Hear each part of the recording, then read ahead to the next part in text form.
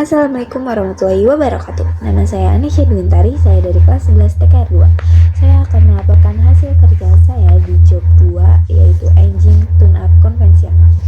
Di job 2 ini saya menggunakan alat yaitu KD Tools 2, manual service, BPR mesin seri K, hydrometer, battery tester, filler guide, dan timing light. Untuk bahannya saya menggunakan unit engine stand Kijang 5K, baterai 60 ampere, majun, dan kain perca. Apa sih yang saya lakukan di job 2 ini? Yang saya lakukan adalah memeriksa baterai secara visual.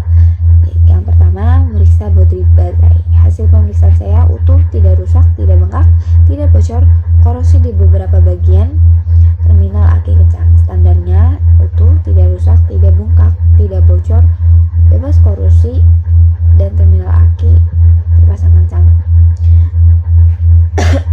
Selanjutnya, memeriksa terminal baterai.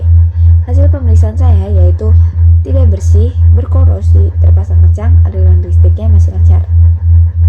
Standarnya bersih, bebas dari korosi, terpasang kencang, memiliki aliran listrik yang lancar.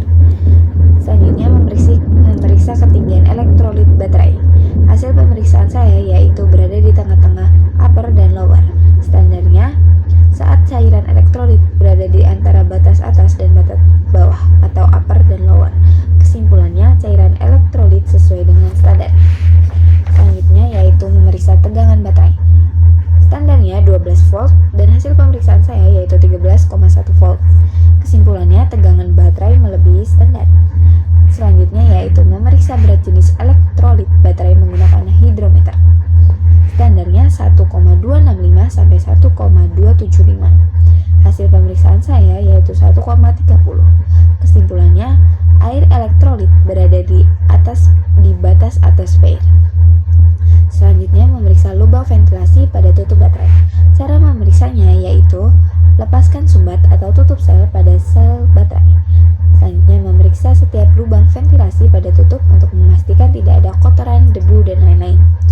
Akibat bila lubang ventilasi tersumbat yaitu penumpukan tekanan gas, baterai bengkak, dan beresiko ledakan. Juga kerusakan komponen internal. Selanjutnya, memeriksa menggunakan baterai tester. Hasil baterai tester voltasenya yaitu di 13,01 atau 13,01 volt, IR-nya 11,85 M di sini. Resultnya 239 cca, healthy-nya 82%. Ini udah gak kelihatan, pokoknya masih good guys di sini. Oke. Selanjutnya, memasang baterai pada engine stand. Pasang kabel positif pada terminal baterai positif terlebih dahulu. Kemudian kabel negatif pada terminal baterai negatif. Lanjut, yaitu menghidupkan mesin. Memastikan bahwa tuas transmisi pada posisi netral. Hasil pemeriksaannya, mesin tidak menyala jika posisi tuasnya dinetralkan. Selanjutnya, memeriksa bunga api busi. Lepas kabel tegangan tinggi pada distributor yang dari koin. Dekatkan kabel tersebut sekitar 12,5 mm ke masa. Start mesin dan perhatikan terdapat loncatan bunga api atau tidak. Hasil pemeriksaan saya yaitu tidak ada percikan bunga api. Selanjutnya, memeriksa kabel tegangan tinggi. Cara penarikan kabel busi yaitu pada waktu menarik kabel busi, tariklah dengan memegang bagian ujung. Kabelnya jangan memegang pada bagian tengah kabel. Setelah itu, memeriksa kabel tegangan tinggi. Standarnya 25 ohm, hasil pemeriksaannya 2 ohm. Kesimpulannya, tegangan tidak sesuai dengan standar atau di bawah standar. Selanjutnya yaitu memeriksa busi. Memeriksa busi secara visual dari kemungkinan retak, kerusakan pada ulir dan isolator, kerusakan elektroda, gasket rusak atau berubah bentuk, elektroda terbakar atau kotor. Lanjut, ada warna busi. Apabila warna elektroda busi merah bata, pembakarannya sempurna.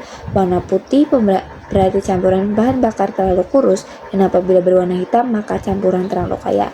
Hasil pemeriksaan saya yaitu berwarna hitam. Kesimpulannya, campurannya terlalu kaya. Selanjutnya, mengukur celah busi. Silinder 1 hasilnya 0,58, silinder 2 0,75, silinder 3 0,70, silinder 4 0,60. Standarnya 0,80 sampai 1,0 mm. Kesimpulannya, tidak ada yang sesuai dengan standar.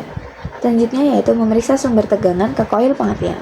Menggunakan multimeter, memutar selektor ke 50 DC volt. Menghubungkan kabel plus multimeter ke terminal plus coil dan terminal min multimeter ke masa. Selanjutnya memosisikan kunci kontak ke on dan cek apakah terdapat tegangan. Hasil pemeriksaan saya terdapat tegangan yaitu 12,5 volt. Selanjutnya memeriksa koil pengapian.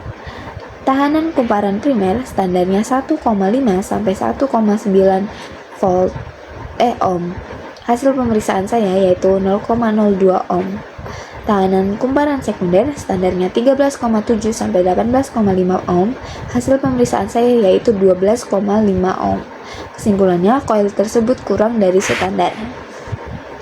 Selanjutnya ada memeriksa tutup distributor. Memeriksa tutup distributor dan rotor dari kemungkinan retak, cacat, berkarat, terbakar, atau lubang kabel kotor.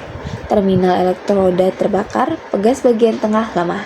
Hasil pemeriksaan saya yaitu tidak cacat, terhindar dari kemungkinan tidak cacat, retak, terbakar, atau kotor. Terminal elektroda tidak terbakar, pegas bagian tengah tidak lemah. Kesimpulannya yaitu tutup distributor terhindar dari kemungkinan komponen yang akan terjadi, masih baik. Selanjutnya yaitu governor advancer. Putar rotor searah jarum jam dan kemudian dilepas. Rotor harus segera kembali. Hasil pemeriksaan saya, rotor kembali dengan cepat ke posisi semula. Kesimpulannya, rotor masih bisa bekerja dengan baik. Selanjutnya ada vacuum advancer. Hisaplah selang yang ke vacuum advancer dan perhatikan dudukan platina harus bergerak. Hasil pemeriksaan saya, dudukan platina bergerak ketika selang yang ke vacuum advancer dihisap. Kesimpulannya, vacuum advancer normal atau tidak bocor. Selanjutnya memeriksa dan menyetel setelah platina. Standarnya 0,45 mm. Hasil pemeriksaannya tidak tersetel 0,45 mm. Selanjutnya memeriksa dan setel timing pengapian. Memeriksa bahwa timing pengapian sesuai putar puli poros engkol pada posisi waktu pengapian silinder nomor 1 atau rotor harus menghadap kabel busi nomor 1 atau busi nomor 2. Waktu pengapian mesin 5K yaitu 5 derajat sebelum TMA. Hasil pemeriksaan setel 8 derajat sebelum TMA. Selanjutnya memeriksa sudut duel. Sudut duel adalah sudut putaran poros engkol ketika platina tertutup. Pemeriksaan sudut duel bertujuan untuk memeriksa apakah celah platina yang telah disetel sudah sesuai atau belum. Selanjutnya yaitu standar sudut duel yaitu 52 derajat plus minus 6. Apabila sudut duel terlalu besar berarti celah platina terlalu sempit. Apabila sudut duel kecil berarti celah platina terlalu besar. Pemeriksaannya adalah memeriksa saat pengapian. Standar saat pengapian yaitu 5 derajat plus minus 2 derajat sebelum TMA pada RPM maksimal 9000 RPM 900. Bila tidak sesuai, kendorkan baut pengikat distributor dan putar geser bodi distributor untuk menyesuaikan timing pengapian. Standar pengapiannya 12 plus minus 3 derajat sebelum TMA pada RPM maksimal 900 RPM. Hasil pemeriksaan saya yaitu 600 RPM. Mengidentifikasi sistem bahan bakar konvensional yaitu dari tangki bahan bakar, pompa bahan bakar, saringan bahan bakar, aliran udara masuk ke rumah filter udara, ke karburator, dan ke ruang bakar.